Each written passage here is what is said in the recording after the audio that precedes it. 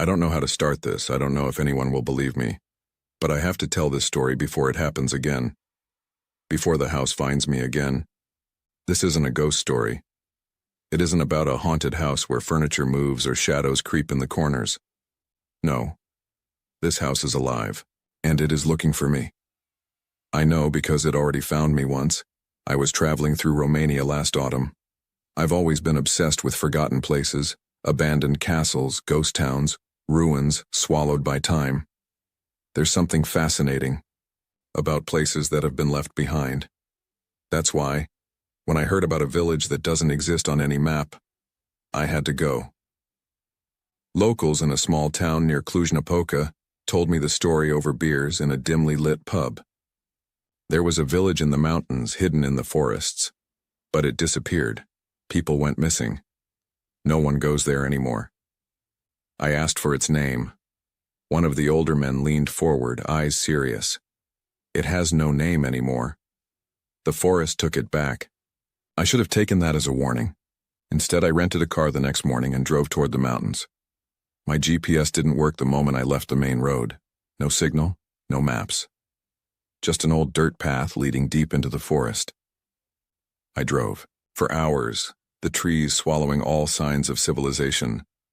I should have turned back when I realized the road was getting narrower, but something inside me whispered, "Keep going." And then, I saw it. A village, hidden between the trees. Small wooden houses with collapsed roofs, overgrown paths, windows like empty eye sockets. But there was something wrong with it. The air felt heavy. The silence wasn't natural. It was the kind of silence that presses against your eardrums, as if the whole world is holding its breath. I stepped out of the car, my boots crunching against the dead leaves.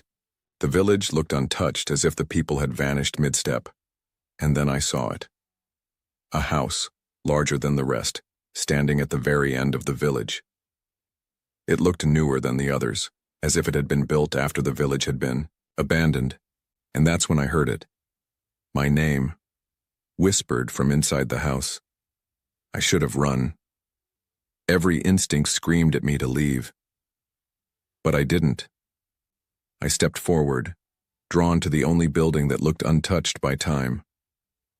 The door was open. Inside it smelled of damp wood and something else, something old, something rotten. The floorboards creaked beneath my feet as I moved through the hallway, past furniture covered in dust. Then I reached the mirror. It was massive, covering almost an entire wall. The glass was dark, warped, as if something was pressing against the other side, and then my reflection blinked, but I hadn't blinked. I stumbled backward, my breath hitching. That's when I noticed the pictures. Old black and white photographs covering the walls. All of them were of me. Some were of me as a child, playing in a park. Others were of me last year, at my university graduation. And then there were ones I had never seen before. Photos of me in this house. One showed me standing right where I was now. I turned around instantly. The door was closed. I hadn't closed it. I ran to the door, yanking at the handle. It wouldn't budge. Then I heard it. The voices. They were whispering inside the walls surrounding me. They weren't speaking Romanian. They weren't speaking English.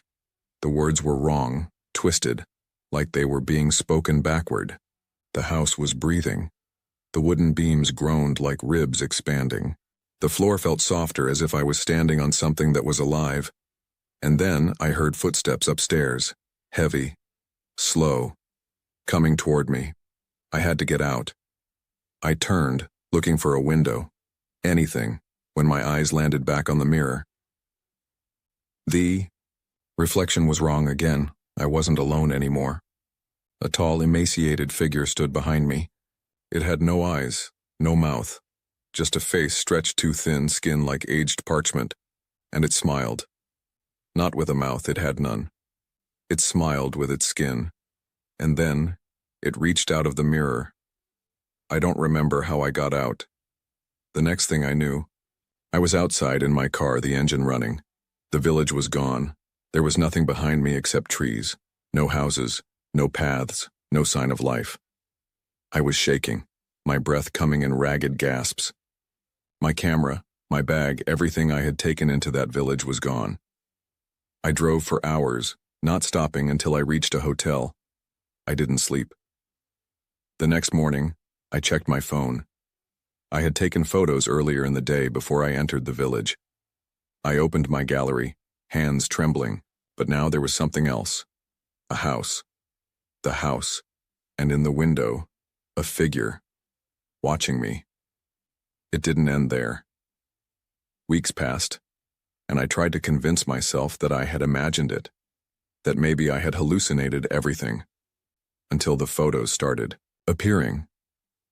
At first it was one picture on my phone, a blurry image of the house. Then I found one printed on my desk. A Polaroid, even though I don't own a Polaroid camera. And last night I woke up to find a picture of the house taped to my bedroom mirror.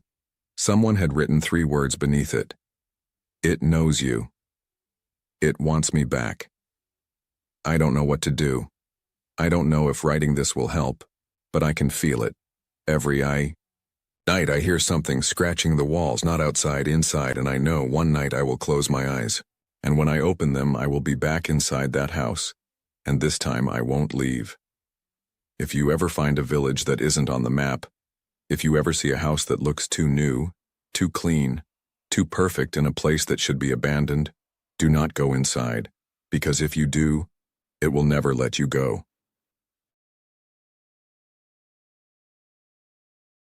I have always loved train journeys. There's something peaceful about watching the world blur past the window, the rhythmic clatter of wheels against the tracks lulling you into a strange sense of security. But after what happened last winter, I will never step on a train again. It started when I missed my last scheduled train home from Prague to Berlin. I had been visiting a friend and lost track of time. The station was nearly empty when I arrived, the departure board flickering with its final announcements for the night. I approached the ticket counter hoping to find an alternative. "You're lucky," the woman behind the glass said, barely glancing up. "There's one last train leaving in 10 minutes. She handed me a ticket.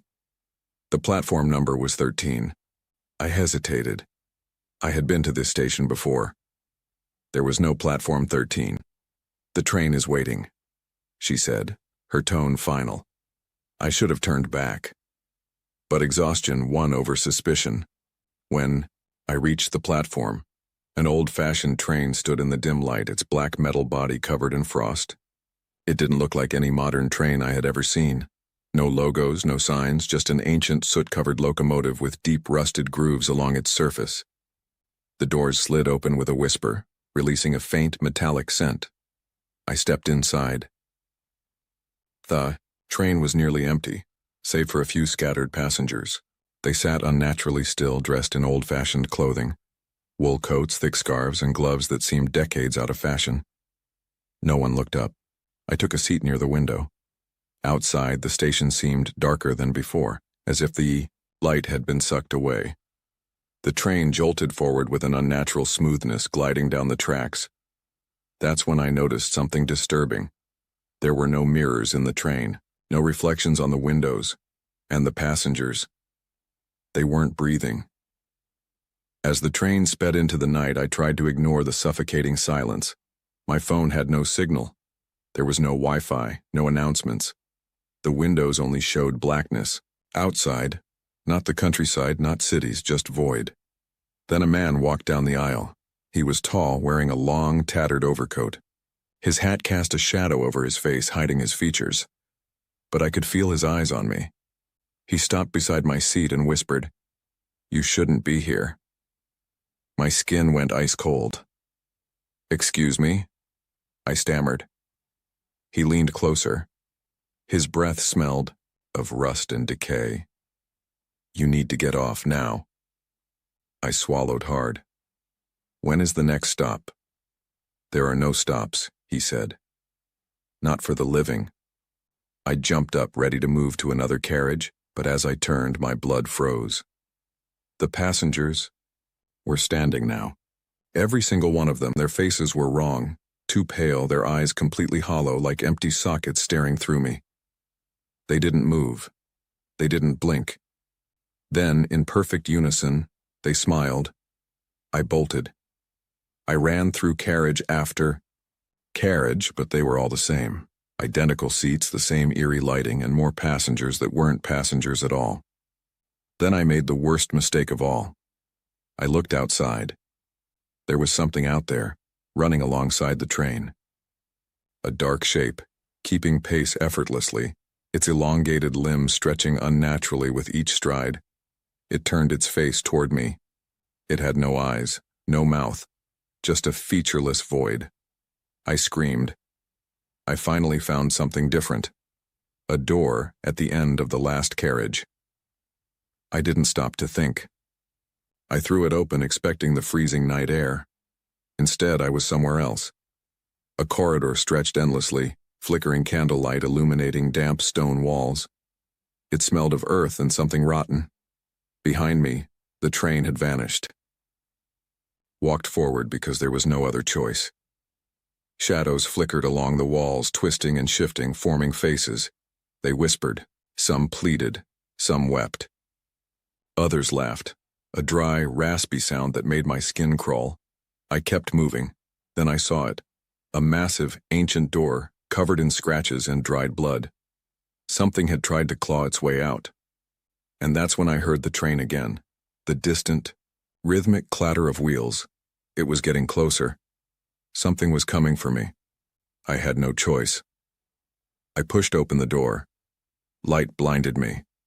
When my vision cleared, I was standing in the middle of a Berlin train station. My ticket was gone. The train was nowhere in sight. People bustled past me like nothing had happened. Announcements played overhead. For a moment, I thought I had imagined everything. Then my reflection in the station's glass walls moved. But I hadn't moved. It smiled at me and whispered, "You never really left." Since that night, I keep seeing glimpses of that train, reflected in windows, flickering in the distance. Sometimes when I fall asleep, I wake up to the sound of wheels on a track, and I know, one day, when I least expect it, the train will come for me again. And this time I won't wake up. I have always been drawn to abandoned places, the thrill of exploring forgotten ruins, the eerie silence that blankets structures left behind by time. It was this obsession that led me to Black Hollow, a village in the French countryside that had been wiped from official records. No maps marked its location. No roads led to its ruins. It was as if the place had been erased from existence. Yet, I found it. A few months ago, while researching ghost towns, I stumbled across an old journal, entry from 1893. It spoke of a village where an entire population vanished overnight. The entry was vague but hinted at an unnatural presence that took them. My curiosity burned. I had to see it for myself. I arrived in the region just before dusk, the countryside bathed in an orange glow. I had a map I'd sketched from old, half-decayed references. The locals refused to speak of the village. When I asked for directions, they either ignored me or gave me wary glances before muttering, "Some places are better left lost." Ignoring the warnings, I drove until the road turned to dirt, then eventually to nothing. I continued on foot, my flashlight cutting through the dense forest. Then I found it. Black Hollow was buried beneath centuries of overgrowth. The skeletal remains of cottages stood like mourners at a funeral, their wooden beams twisted and blackened. The air was thick, suffocating, carrying a damp, moldy scent that turned my stomach. That's when I heard it. Not the wind. Not an animal. A whisper. I spun around, my flashlight trembling in my grasp. The village was empty. Completely empty. But I wasn't alone. I explored cautiously, pushing open the rotting door of what looked like an inn. Inside, dust coated everything, but the floor was strangely clean. No footprints, no signs of life. I found remnants of a life abruptly ended. A cup still sitting on a table, a book left open as if someone had just been reading. It was as though time had simply stopped. Then I saw them. Through the cracked window I noticed figures standing in the distance, half hidden by the ruins. Dark silhouettes, unmoving, watching. My stomach twisted. I knew what I was seeing wasn't normal. These figures had no faces, no features, just humanoid shapes darker than the night itself. They didn't advance, didn't threaten. They simply stared. I wanted to leave, but something compelled me forward. At the village's center stood a structure that felt wrong. It had no doors, no windows, yet I could sense something inside. My chest tightened as I approached, and an overwhelming dread sank into my bones. That's when the whispering returned. Louder, more urgent. I pressed my hand against the wooden exterior, and immediately a freezing pain shot up my arm. Images flooded my mind. Screaming faces, hollow eyes, twisted mouths frozen in silent agony. I yanked my hand away, stumbling back. The figures that had been watching were closer now. Too close. Their featureless heads tilted unnaturally. I ran. The trees seemed to close in around me as I sprinted toward where I had entered. But no matter how far I ran, the village never seemed to disappear from view. My heart pounded. My breath came in ragged gasps. Then I heard footsteps behind me. Slow. Steady. Following, I refused to look back. If I did, I felt something terrible would happen.